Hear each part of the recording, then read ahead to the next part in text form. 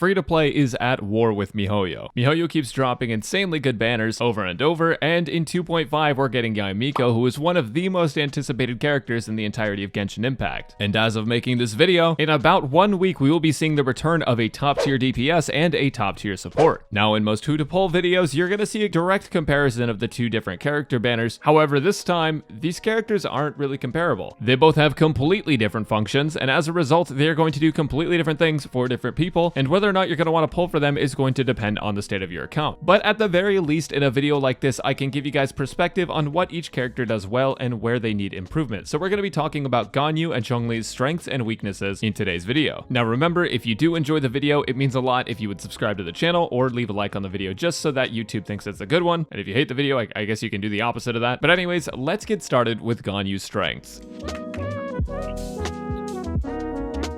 To most people, this is no secret, but to many newer players, you might not know that Ganyu is a top tier DPS. By top tier, I mean she is literally one of the best DPS characters in the entire game. She outputs a ton of damage. Now, the main reasons for this is because she does a ton of damage with her charge shots. The scaling on it is very, very high. She's a cryo character, which means that she can multiply her damage with reverse melt, and her second level of charge shots do area-wide damage, which is going to damage all of the enemies in the immediate vicinity of her arrow. Because of this, even with teams that don't necessarily support her damage, because of her high scaling and her area of effect, she ends up being a strong DPS no matter what. Now, in a melt team where you're able to multiply her damage, she has strong synergy with 4-star units like Xiangling and Bennett, but for more expensive teams, you also have the options of running Permafreeze or Morgana, and Morgana is known to be one of the best teams in the entire game right now. One of the main reasons she's great in Freeze is because her elemental burst has insanely good uptime. It's able to be up constantly as long as you have the energy funneling for it, and it does a lot of damage and constantly applies cryo. Ganyu also has a taunt that's actually very useful for keeping enemies away and applying cryo in freeze comps. And on top of all of those wonderful things about Ganyu, she's also very free-to-play friendly. You're able to get great damage with her regardless of whether or not you have a paid weapon, because the craftable prototype Crescent has an amazing passive that's going to skyrocket your attack if you get it to refinement 5, and Hamayumi is also another option that ends up being great for Ganyu in melt comp because you don't want to use her burst and melt, so it manages to keep your energy at 100% and give you the double charge attack bonus. Now that being said, there are enemies that you can't headshot in the game, and that will make Prototype Crescent a little bit worse, but that doesn't apply to all enemies, and actually for the most part, enemies in Genshin all have heads. There's just a few exceptions. But just in general, Ganyu ends up being a great pickup for free-to-play players because she works well with free-to-play weapons, and you can use free-to-play teams with her to still output a ton of damage. However, this video is not just Ganyu propaganda, as much as I'd like it to be, because she does have some weaknesses too. Even though I'd like to say she's a perfect unit with no caveats, she does have some requirements if you want to make sure you can put out the most DPS with her.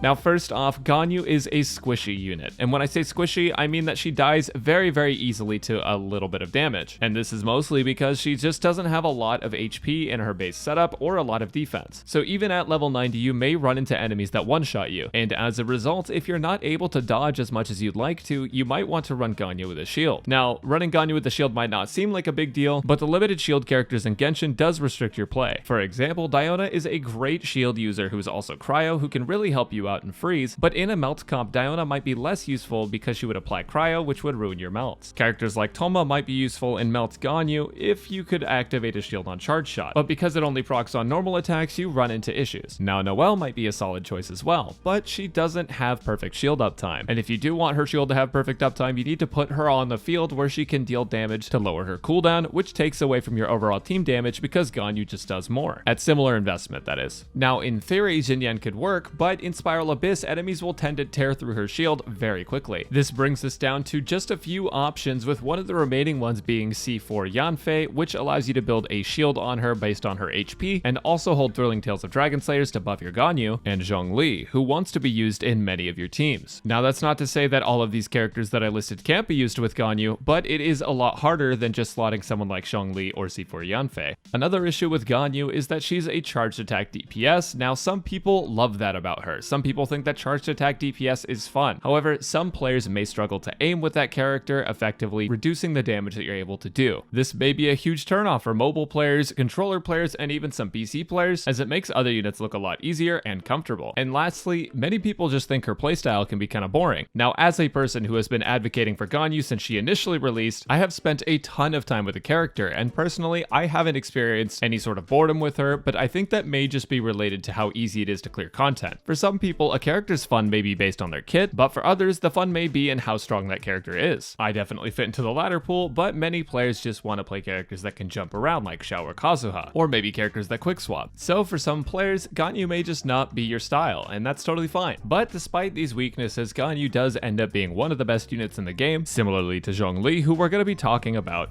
now.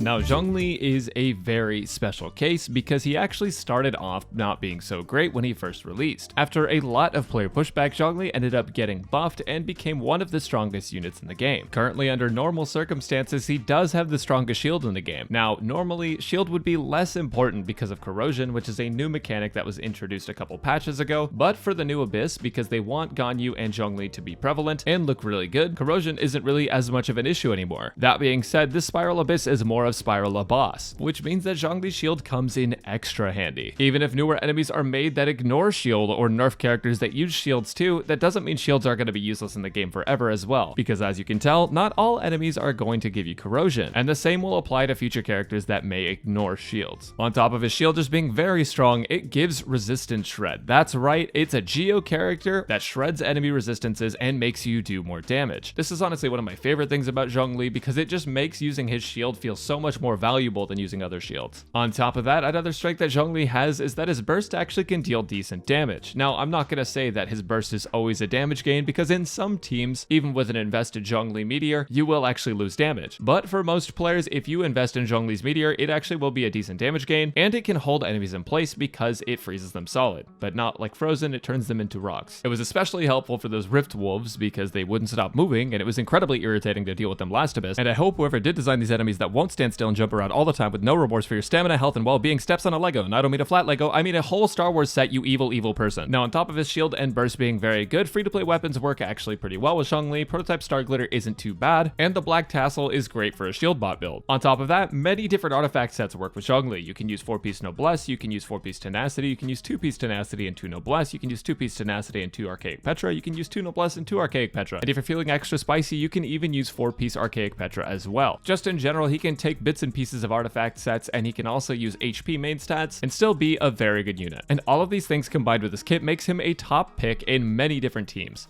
However, Zhongli, like Ganyu, does have a few weaknesses as well, and though these weaknesses aren't as big of a deal arguably as Ganyu's, they still do exist and they're worth talking about.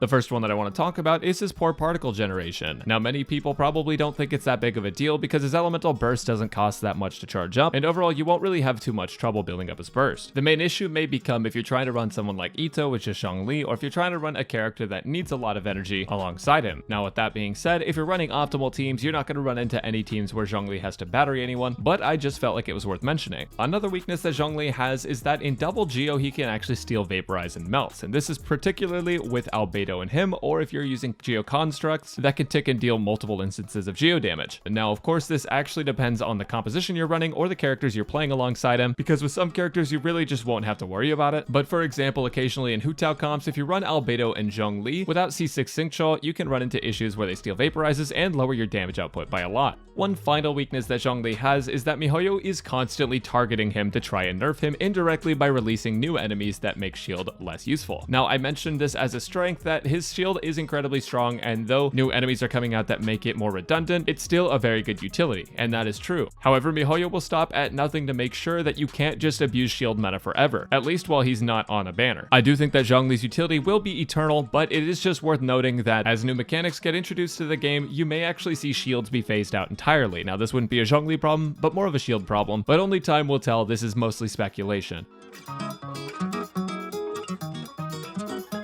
Now, for those of you who already have Ganyu or Zhongli, you may be thinking about Constellations. While I would never recommend going for Constellations on characters if you're free to play, there are definitely players who will want to go for C1 or C2 on Ganyu or Zhongli, since they're both very popular characters. Ganyu's Constellation 1 decreases enemy cryo resistance by 15% for 6 seconds when you hit an enemy with their charged bloom, which will increase all of your cryo damage output by a pretty significant amount. Meanwhile, Zhongli's Constellation 1 gives him another pillar, which can be great for running the Tenacity set and getting the constant shield and attack bonus. Unfortunately though, it does take up a Geo Construct spot. Both of these constellations are decent, but in my experience on various accounts, Constellation 1 on Ganyu has been a better deal than Zhongli's Constellation 1. As far as Constellation 2 though, for you lucky ducks, Ganyu gets another charge on her elemental skill, which ends up being decent as a one-time battery, but the charges count individually, so it has the same issue as Shenhe and Xiao's Constellation 1, where you're not going to be getting to use it more than the first part of any boss or Spiral Abyss fight. For Zhongli, he gives the entire party shields when you use his burst, which is amazing for co-op, but that's about it. All in all, it's not really simple to pick which character to go for Constellations on because they're both super different. If you're choosing to go for Constellations as a free-to-play or low spender though, Ganyu's Constellation 1 ends up being a big damage increase and Zhongli ends up being a comfort increase. So ultimately, just choose whatever character you like more. For C6, the main issue with Zhongli is that he loses his synergy with Hu Tao, whereas Ganyu's C6 is unconditionally good, so for whales, keep that in mind, but again, overall, you can just choose whatever your favorite character of the two is, and they'll both get decent value in some way, shape, or form.